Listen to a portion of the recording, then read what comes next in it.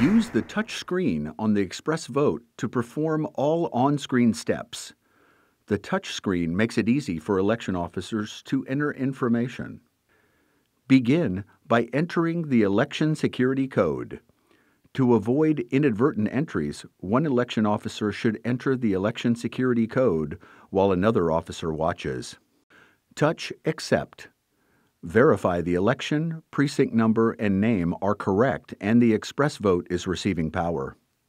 Touch OK and position keypad cord so it threads through the circular opening on top of the access door.